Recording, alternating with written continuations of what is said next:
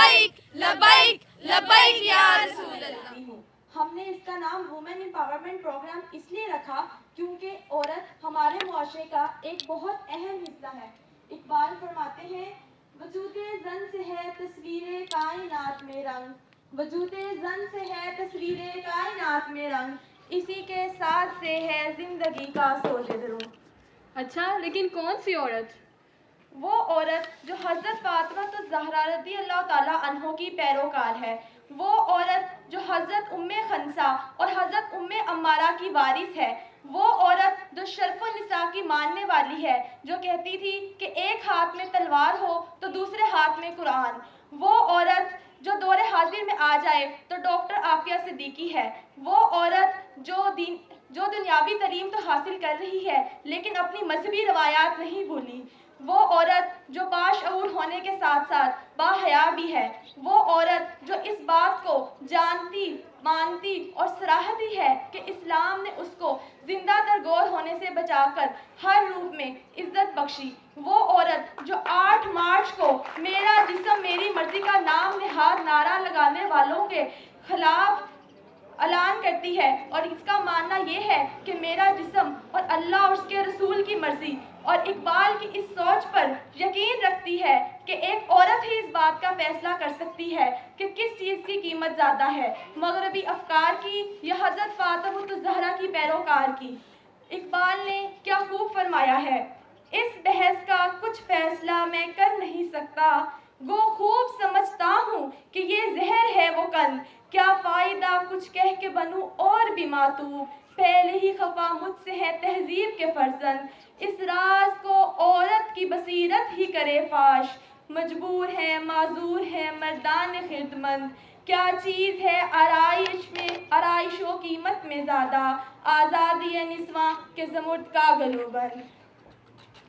تاریخ کے اوراق پر یہ واقعہ جلی حروف میں درج ہے کہ جب سرندیپ سے مکہ مکرمہ جاتے ہوئے مسلمانوں کے قافلے پر حملہ ہوا اور ان بچ جانے والوں میں سے 1-2 شیزاں نے اپنی دکھ بھری داستان سرزمین اسلام پر بھیجی، جس کے نتیجے میں ایک 17 سالہ نوجوان محمد بن قاسم اس وقت تک چین سے نہیں سویا جب تک اس نے دیبل یعنی کراچی کے قید خانے سے ان قیدیوں کو آزاد نہیں کرا لیا، اور اسی دیبل کی تاریخی سرزمین پر چرخے نیلی مرام نے یہ دن بھی دیکھا کہ ایک عفت مآب بہن کو محمد بن قاسم کے احسان مندوں اور نام لیواؤں نے خود ہی اپنے ہاتھوں سے ان ظالموں کے حوالے کر دیا جو اپنی درندگی کے لیے 4 دانگے عالم میں مشہور ہیں۔ اس عقوبت خانے میں مسلسل 21 سالوں سے وہ قوم کی بہادر اور تعلیم یافتہ بیٹی ڈاکٹر عافیہ صدیقی چیخ رہی ہیں، لیکن ہمارا سویا ہوا ضمیر ان چیخوں اور آہوں کو سننے سے قاصر ہے۔ کسی نے کیا خوب کہا، بیچ کر تلواریں خرید لیے مسلح ہم نے، بیچ کر تلواریں خرید لیے مسلح ہم نے، بیٹیاں لٹتی رہیں اور ہم دعا کرتے رہے۔ ڈاکٹر عافیہ صدیقی کی رہائی ہم پر فرض اور قرض ہے۔ Aafia Aafia we are coming. آئیں ہم اب آپ کو لیے چلتے ہیں کشمیر اور فلسطین کے مسلمانوں پر ہونے والے مظالم اور ان کی قوت ایمانی کی طرف۔ یارانے جہاں کہتے ہیں کشمیر ہے جنت، یارانے جہاں کہتے ہیں کشمیر ہے جنت، جنت کسی کافر کو ملی ہے نہ ملے گی۔ جیسا کہ آپ سب جانتے ہیں کہ کشمیر و فلسطین پر ظلم کے پہاڑ توڑے جا رہے ہیں، ہمارا دل خون کے آنسو رو رہا ہے، ہم شرمندہ ہیں اہل ایمان سے، فلسطین اور کشمیر سے کہ ہم ان کی مدد کرنے اور ان کو اس عذاب سے آزاد کروانے کے فرض سے قاصر ہیں۔ یہاں ہم بے ضمیر لوگ ہاتھ پر ہاتھ دھرے صرف تبصرے کرنے بیٹھے ہیں، جبکہ دوسری طرف ان مظلوم لوگوں کا جذبہ ایمانی تو دیکھیے کہ الا ماشاء اللہ۔ آپ نے وہ تصاویر تو دیکھی ہوں گی جس میں ننھے فلسطینی بچے کہیں منہ میں دودھ کا فیڈر لیے اور ہاتھ میں پتھر پکڑے، کہیں ٹینکوں اور کہیں توپوں کے سامنے گلیلے لیے کھڑے ہیں۔ آپ یقین کریں یہ سب ان کی ماؤں کی تربیت ہے جنہوں نے جذبہ جہاد، شوق شہادت اور مسجد اقصیٰ کا عشق ان کے دلوں میں پیدا کر کے اپنے بچوں کو حقیقتاً تلواروں کے سائے میں پالا ہے۔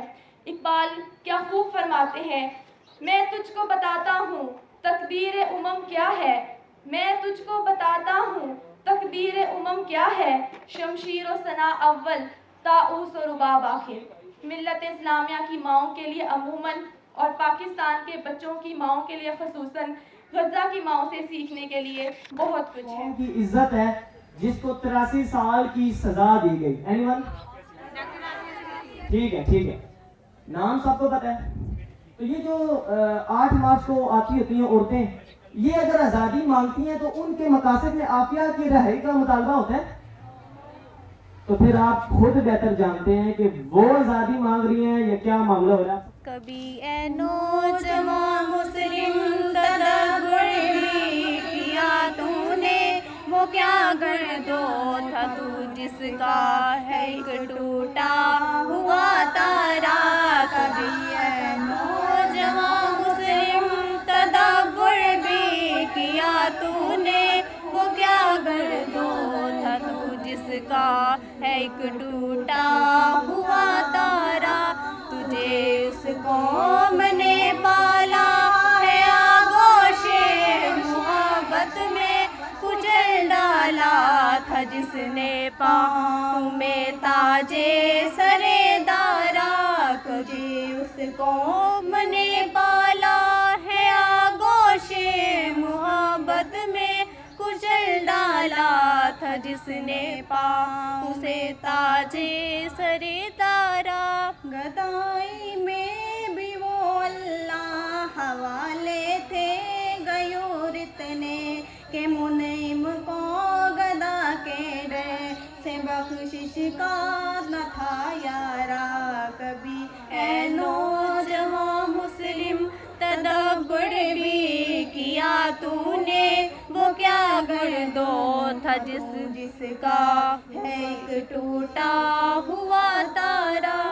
اگر چاہوں تو نقشہ کھینچ کر الفاظ میں رکھ دوں، مگر تیرے تخیل سے فزوتر ہے وہ نظارہ۔ کبھی اے نوجوان مسلم تدبر بھی کیا تو نے، وہ کیا گردو تھا تو جس کا ہے ایک ٹوٹا ہوا تارا۔ تجھے آبا سے اپنے کوئی نسبت ہو نہیں سکتی کہ تو گفتار وہ کردار تو ثابت ہے غیارہ۔ کبھی اے نوجوان مسلم تدبر بھی کیا تو نے، کہ کیا گردو تھا تو جس کا ہے ایک ٹوٹا ہوا تارا۔ گنوا دی ہم نے جو اسلاف سے میراث پائی تھی، سریا سے زمیں پہ آسمان نے ہم کو دے مارا۔ کبھی اے نوجوان مسلم تدبر بھی کیا تو نے، وہ کیا گردو تھا تو جس کا ہے ایک ٹوٹا ہوا تارا۔ حکومت کا تو کیا رونا کہ وہ ایک عارضی شے تھی، نہیں دنیا کے آئینے مسلم سے کوئی چارہ۔ کبھی اے نوجوان مسلم تدبر بھی کیا تو نے، وہ کیا گردو تھا تو جس کا ہے ایک ٹوٹا ہوا تارا۔ کبھی نوجوان مسلم تدبر بھی کیا تو نے، وہ کیا گردو تھا تو جس کا ہے ایک ٹوٹا ہوا تارا۔ جزاک اللہ۔